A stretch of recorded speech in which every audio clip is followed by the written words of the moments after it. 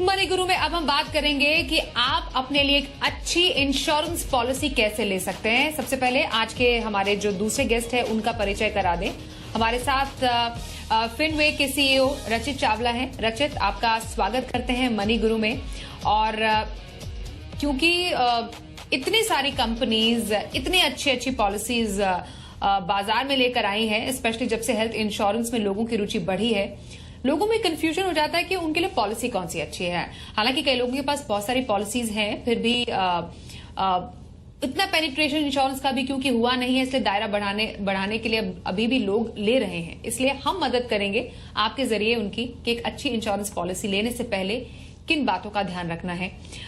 In fact कई लोग हमसे पूछते हैं कि जो हमारा इंश्योरेंस का कवरेज अमाउंट होता है, मानिए जब मैंने डिसाइड कर लिया कि मुझे एक हेल्थ इंश्योरेंस पॉलिसी लेनी है, तो मेरे लिए वो आइडियल अमाउंट कौन सा होगा जिसको ध्यान में रखते हुए मुझे एक इंश्योरेंस पॉलिसी लेनी है। देखिए, आपने बहुत सही मुद्दा उठाया है। Because after Covid health insurance एक बहुत इम्पोर्टेंट इंश्योरेंस बन चुका है एंड बहुत नेसेसरी है ये सबके लिए लेना। बिकॉज कॉस्ट ऑफ हॉस्पिटलाइजेशन भी बहुत बढ़े जा रही है। जहां तक कवरेज रेशियो की बात है, इट विल डिपेंड कि वो किस लोकेशन में रहते हैं। बिकॉज हेल्थ इंश्योरेंस क्या है, आपको अगर कोई बीमारी होती है तो आप नियरेस्ट हॉस्पिटल में जाओगे।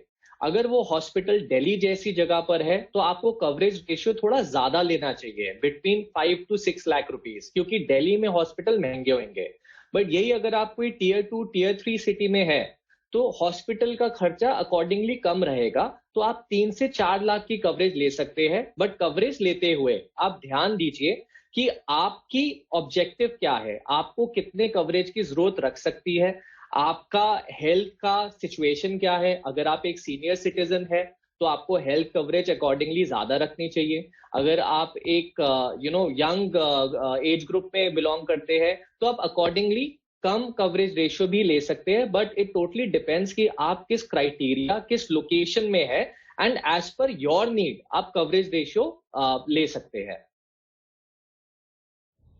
बिल्कुल, तो कवरेज रेशियो आप कह रहे हैं कि उम्र हो गया, शहर हो गया, और आपकी जो इनकम है उसके हिसाब से भी लेना जरूरी है। सम इंश्योर्ड की जब बात होती है यहाँ पर रचित, तो एक single as compare to someone जो कि शादीशुदा है और जिनके बच्चे हैं, वहां पर भी सम इंश्योर्ड में एक बहुत बड़ा फर्क आ जाता है, क्योंकि लाइबिलिटीज जब बढ़ जाती हैं तो आपको अपनी फैमिली को भी जोड़ना पड़ता है अपने पॉलिसी में। एब्सोल्युटली। तो मेरी रेफरेंस हमेशा प्रेफरेंस रहती है कि हम फैमिली अगर आपकी है, आप शादीशुदा है, आपके बच्चे हैं, तो सम एश्योर्ड आपको हमेशा फैमिली का लेना चाहिए इन कंपेयर टू इंडिविजुअल। अगर आप 4 इंडिविजुअल पॉलिसी लेते हैं वो आपको बहुत महंगी पड़ेंगी, बिकॉज सब में बेसिक कॉस्ट एलिमेंट एडेड होएगा। बट अगर आप एक फैमिली पैकेज लेते हैं तो आपको वो बेनिफिट पास ऑन हो जाता है। तो ऑलवेज सिंगल से बेटर रहेगा डबल से बेटर रहेगा फैमिली। तो जितना लंबा पैकेज, जितना बड़ा पैकेज लेंगे उतना आपको कॉस्ट इफेक्टिव ज्यादा पड़ेगा। हमने ड्यूरिंग कोविड हम देखा यहाँ पर रचित की कंपनीज का जो क्लेम है, क्लेम सेटलमेंट काफी ज्यादा बढ़ गया, क्योंकि फॉर्चुनेटली अनफॉर्चुनेटली लोगों ने बहुत ज्यादा क्लेम किए कोविड के टाइम पर। तो क्लेम सेटलमेंट रेशो कितना बड़ा पैमाना है किसी हेल्थ इंश्योरेंस पॉलिसी को खरीदने से पहले देखने का? देखिए, मेरे हिसाब से claim settlement ratio should be number 1 preference. उसका रीजन क्या है, क्लेम सेटलमेंट रेशियो को समझते हैं। क्लेम सेटलमेंट रेशियो एक ऐसा रेशियो जो बताता है कि इस कंपनी के पास कितने क्लेम्स आए और उन्होंने कितने अप्रूव करके उन कस्टमर्स को उनके पैसे वापस करे या हॉस्पिटलाइजेशन के बिल को पे किया। सपोज किसी कंपनी का क्लेम सेटलमेंट रेशियो 99% है, तो वो क्या कह रहे हैं कि अगर उनके पास 100 बिल्स आए हैं, 99 उन्होंने क्लियरली पे किए हैं। बट ये ही अगर किसी कंपनी का क्लेम सेटलमेंट रेशियो 92% है, वो ये बताता है कि 92 बिल्स तो क्लियर हुए हैं, 8 बिल्स को उन्होंने रिजेक्ट किया है। सो एज अ कंज्यूमर, जो भी इंश्योरेंस कंपनी का क्लेम सेटलमेंट रेशियो जितना ज्यादा है, दैट मीन्स इतना इजीली क्लेम वो पास कर रहे हैं, उसको प्रेफरेंस देनी चाहिए। बिकॉज कल को हो सकता है कि आप भी क्लेम लेने के लिए उस इंश्योरेंस कंपनी के पास जाए, तो आपकी जो प्रोबेबिलिटी है कि आपका क्लेम पास होएगा वो हायर क्लेम रेशियो वाली कंपनी में इजीली पास हो जाएगा। तो it's a very important parameter. And आजकल तो ये वेबसाइट्स पर क्लियरली मेंशन्ड है, IRDA का रूल है कि हर एक कंपनी को अपना claim settlement ratio time to time update करना है, तो कस्टमर इजीली इंटरनेट पे जाके एक्सेस कर सकते हैं। बिल्कुल। और जैसा कि हम यूजुअली रचित किसी इन्वेस्टमेंट प्रोडक्ट में देखते हैं कि रिटर्न कितना जनरेट हो सकता है उस इन्वेस्टमेंट प्रोडक्ट में, जब हम इंश्योरेंस प्रोडक्ट की बात करते हैं प्रीमियम भी देखना उतना जरूरी है क्लेम सेटलमेंट रेशो के साथ साथ कि पर्टिकुलर एक प्रोडक्ट का दूसरे उसी काउंटर पार्ट प्रोडक्ट से प्रीमियम कितना सस्ता है, जो वो इंश्योरेंस प्रोडक्ट कोई एक इंडिविजुअल ले सके। एब्सोल्युटली, बिकॉज प्रीमियम इज जो आपकी पॉकेट से पैसा जा रहा है फॉर दैट हेल्थ इंश्योरेंस। तो premium is nothing but the amount जो आप पे करते हैं इंश्योरेंस कंपनी को आपको हेल्थ कवर करने के लिए। अब सपोज करिए 3 इंश्योरेंस कंपनीज है जिनका तीनों एग्जैक्ट क्लेम सेटलमेंट रेशियो है एंड सेम फीचर्स के साथ सेम हॉस्पिटल्स को कवर करते हुए तीनों कंपनीज अलग अलग प्राइस दे रही है प्रीमियम के फॉर्म में। एक प्रीमियम है 1 लाख रुपीज का, दूसरा है 90,000 का एंड तीसरा है 1,10,000 का। सिंस फीचर्स बिल्कुल सेम है, हॉस्पिटल सेम कवर्ड हो रहे हैं, क्लेम सेटलमेंट सेम है, तो ऑफकोर्स 90,000 वाले पे जाना चाहिए बिकॉज वो आपको ऑलरेडी एक बेटर प्राइस में सेम इंश्योरेंस फैसिलिटी दे रहा है। तो आप कॉस्ट अपनी सेव कर रहे हैं बिकॉज ये कॉस्ट वन टाइम नहीं है, ये आपको एवरी ईयर देनी पड़ेगी। तो इट्स बेटर कि आप प्रीमियम जरूर देखिए, उसके फैसिलिटीज देखिए, फीचर्स देखिए एंड अकॉर्डिंगली चूज करें। बिल्कुल।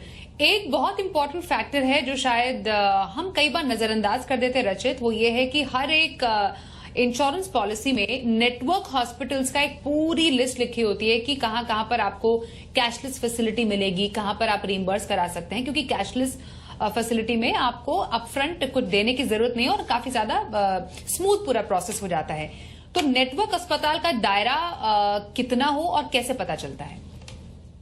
देखिए, आप जिस एरिया में रहते हैं आपको कोशिश ये होनी चाहिए कि आपके एरिया के हॉस्पिटल जरूर उस नेटवर्क हॉस्पिटल में कवर होए, प्लस एक बड़ा हॉस्पिटल जो भी आपके एरिया से नियरेस्ट है वो भी जरूर कवरेज में होना चाहिए। ये सारी चीजें आप पॉलिसी लेते वक्त आप अपने एजेंट से ले सकते हैं। अगर आप एजेंट के थ्रू नहीं कंपनी से डायरेक्टली बात कर रहे हैं तो कंपनी आपको प्रोवाइड करेंगी।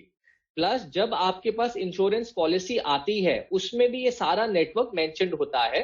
अगर आपको लगता है कि आपने गलत इंश्योरेंस ले लिया है और आपके हॉस्पिटल्स उस नेटवर्क में आ ही नहीं रहे हैं, तो IRDA के थ्रू एक और स्कीम है कि भाई 15 दिन के अंदर अंदर आप इंश्योरेंस को कैंसिल भी करवा सकते हैं, which means free look period.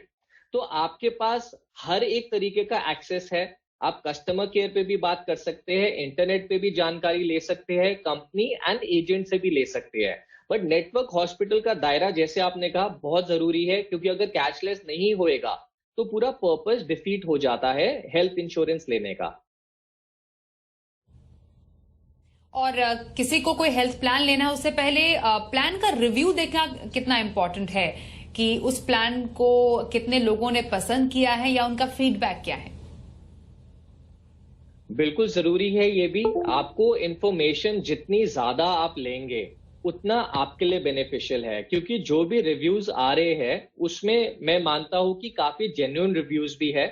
तो आपको वो रिव्यूज पढ़कर अकॉर्डिंगली कॉन्शियसली डिसीजन लेना चाहिए।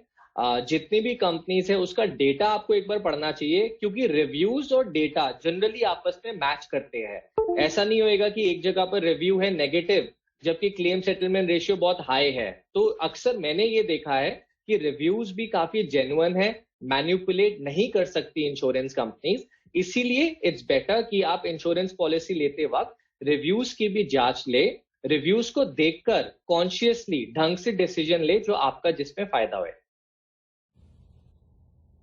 बिल्कुल। तो कुछ ऐसे तरीके, कुछ ऐसी जरूरी बातें जो आपको रखनी है ध्यान कोई भी अच्छी इंश्योरेंस पॉलिसी लेने से पहले, और इस पर चर्चा करने के लिए रचित आप हमारे साथ शो में शामिल हुए, बहुत धन्यवाद करेंगे आपका। थैंक यू मनी सो गुरु में मच। आज के लिए बस इतना ही, पर अगर आपके मन में भी है कोई सवाल हमसे जरूर पूछिए। हमारे जो डिटेल्स हैं आपको टेलीविजन सेट्स पर दिखा देते हैं। व्हाट्सएप नंबर पर अपना सवाल भेजिए पूरे नाम के साथ और अपने फोन नंबर के साथ। उसके अलावा ट्विटर हैंडल और ईमेल आईडी moneyGuru@zmedia.slgroup.com पर अपने सवाल भेजिए।